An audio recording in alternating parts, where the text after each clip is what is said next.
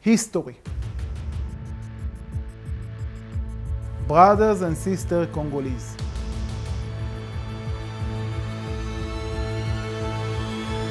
Today we are making history together. So, in your research, obviously, I remember seeing a big board, lots of different people, individuals, and transactions. How is that research going, especially on those men that we haven't talked about yet? I think the person that you have pointed towards is Dan Gertler, a middleman with a notorious reputation.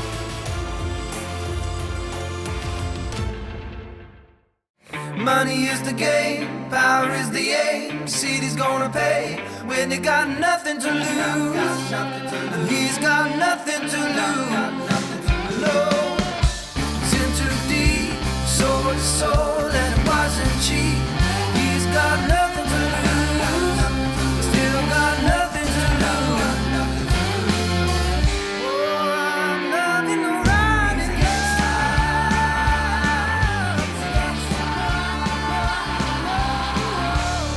First of all, fans, thank you so much for sparing the time to discuss the case study of Dan Gertler today.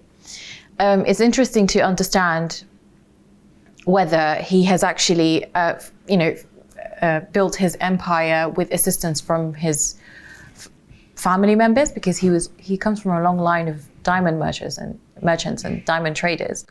So I spent several days with Dan Gertler in 2012. We did a series of interviews both in Tel Aviv and in the DRC at his mining operations. And so a lot of what I'm telling you now is basically corroborated both by him and by other reporting.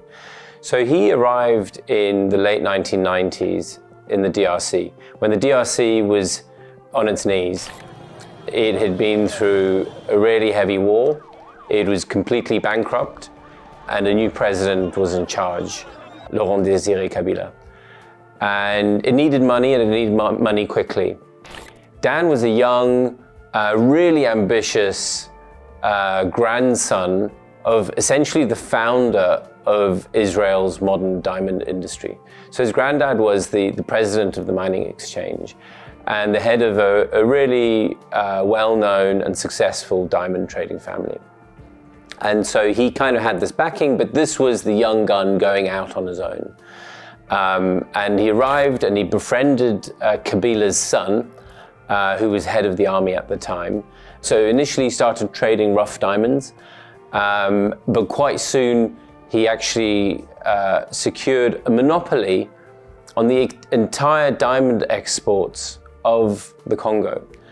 In order to secure that, he needed to bring, I think it was $20 million for that deal to the Congolese government.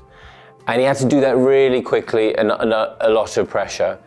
And he was only able to do that because he had these connections in Israel. So he was able to secure bank loans, I believe, and various other sources of investment to basically bring this cash and secure that monopoly. And that was really the bedrock of his dealings in Congo, both from a financial perspective, but also from a relationship with the Kabilas. So because obviously in 2003, Kabila Sr. Was assassinated and his son, Joseph Ascended Kabila to the presidency. Exactly. However, he was later sanctioned by the Office of Foreign Assets Control under their Magnitsky list, citing serious human rights abuses and corruption, and they blocked his access to US dollars. So it seems like a story match made in business and cash and success. And then how did he actually end up being sanctioned? So Gertler basically transitioned from diamonds to the big money in Congo, which was copper and cobalt, the huge mines in the south. And following the democratic elections in 2006, there was a huge inflow of cash from big mining companies like Glencore, for example. And he managed to make sure he was part of those deals.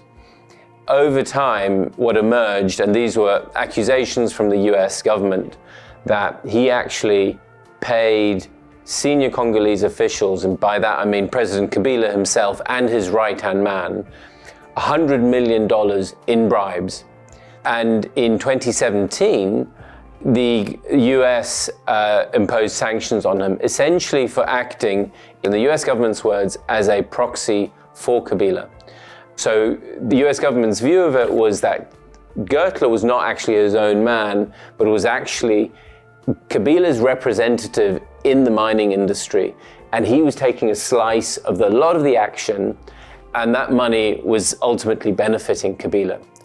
And obviously this is all something Gertler and Kabila deny, but that's kind of how he got to be sanctioned. Which were the most effective forms of sanctions circumventing tools that he used to continue his business ventures? So Dan Gertler, like many other international businessmen, has a whole network of companies, and there are many different reasons for that.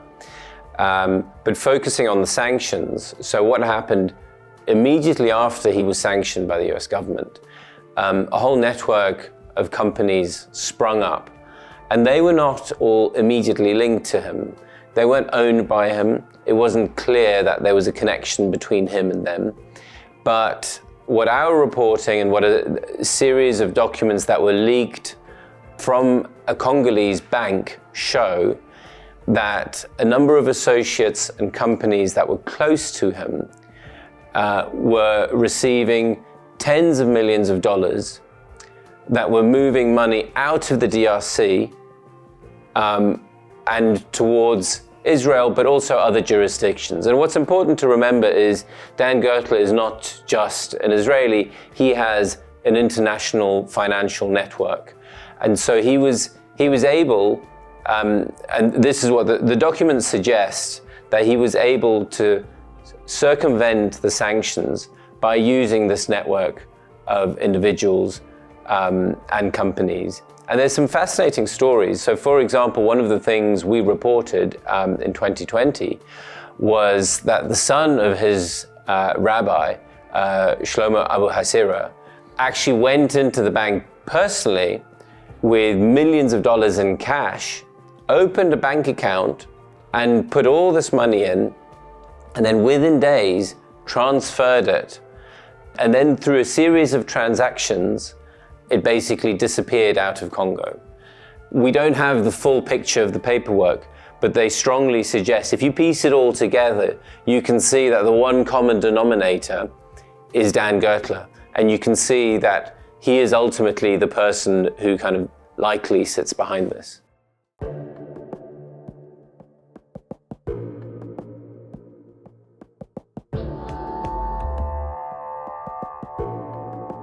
Thank you so much for agreeing to meet with me, Annika. I really appreciate your time. How do you perceive the role of civil institutions in preventing the facilitation of sanctions evasion? So I think civil society, NGOs, anti-corruption groups are absolutely critical in order to shine a light on opaque deals, illicit deals, highlight issues of corruption or abuses or unlawful acts that might be occurring in a particular place. So in the case of Congo, the work of Congo's Not for Sale, which is a big anti-corruption group, I think is critical to really highlighting when corruption, bribery, or opaque deals are being made. And I think civil society, whether it's in Congo or around the world, is that really important pillar, often called the fourth estate, together with the media, so critical to make democracy work, to make it transparent, and to ensure that laws are being followed. And look, civil society is made up of a wide variety of groups, usually with a wide variety of interests. And it's particularly when coalitions come together that I think we start to see a strong, independent, additional voice to what government or private actors might be saying. In the period post-June 2018, after Gertler's sanctioning and him being listed on the Magnitsky Act, he had utilized and evolved and employed several tactics to evade these sanctions. And I was wondering whether it's possible to cast light on them. So it was clear that the 2017 sanctions hit Mr. Gertler's business hard.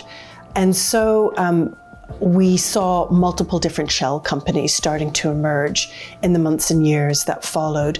More opaque, not necessarily clear who owned those particular shell companies. And so actually the US government in the years that followed added other entities onto the sanctions list. And there's in fact now quite a long list of entities linked to Mr. Gertler, which are now under the global Magnitsky sanctions regime, showing really that he was trying to evade them by setting up different routes, by using different people, by using a broad network of shell companies and individuals who were linked with his business interests. Many of those have subsequently also been sanctioned. There was one other tactic, and that was he, of course, wanted to continue to receive the royalties, a very lucrative stream of income from 3 large copper and cobalt deals in Congo. Now, those in the past had been paid in US dollars, and in order to abide by US sanctions, those companies could no longer pay Mr. Gertler in US dollars. So we know one manner in which those sanctions were circumvented is that Mr. Gertler began to receive some of those royalties in euros, not in US dollars. He also took another step. He began to lobby the US government to have sanctions against him removed, if possible, or eased.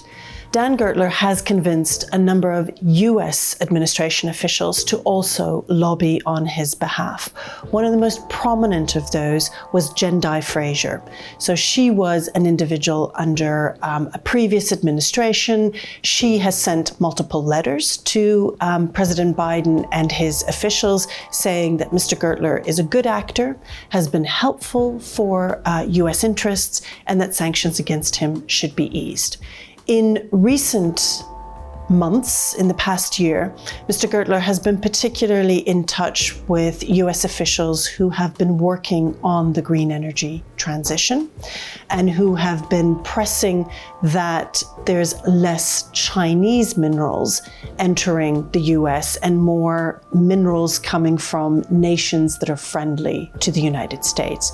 And that official is Amos Hochstein, who's been very involved in all of these discussions around the potential to grant a license to Mr. Gertler and to ease sanctions against him. So Mr. Gertler is clearly an important figure now in the global demand for cobalt. And that puts him, sadly, front and center in this race for critical minerals. But of course, he's also an incredibly wealthy Israeli businessman with extremely close connections to individuals in power in Israel. And we know he has close connections to the Netanyahu government. And we know that Netanyahu government officials have lobbied on Mr. Gertler's behalf to have the sanctions against him eased. It's clear his role is important not just in Congo, but in Israel.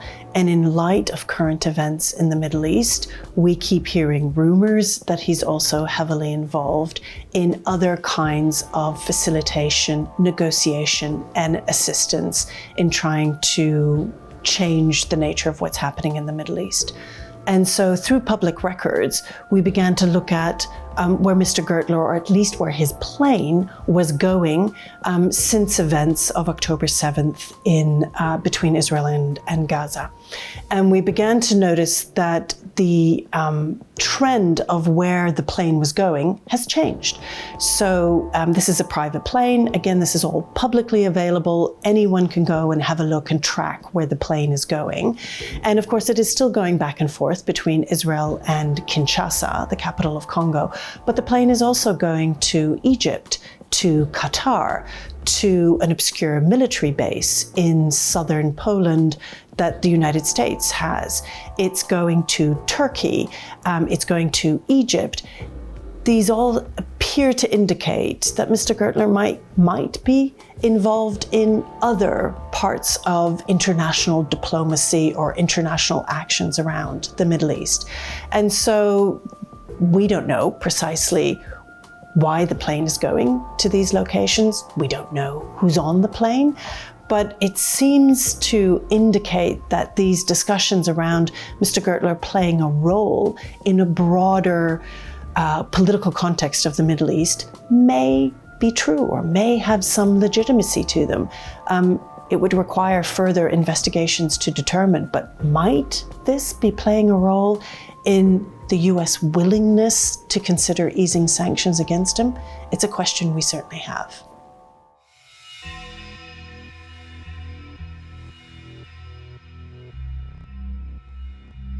You have to be tenacious in what you do because, as I said, the transactions are very complex and the structures are getting more and more complex. And it's a game of the cat and mouse, if you want to use a basic metaphor. That means that you also have to do this sort of horizon scanning. So if you look at the legislation, are there loopholes? Are they going to use them, and in what way? You always have to think in that mindset. At the end of my journey, I imagine that what I have learned is just a small piece of the vast world of international sanctions. And the middlemen are nothing but pieces of an incredibly complex puzzle. A puzzle as large as entire continents, or perhaps even bigger. What are the means or tools that are required to actually expose middlemen?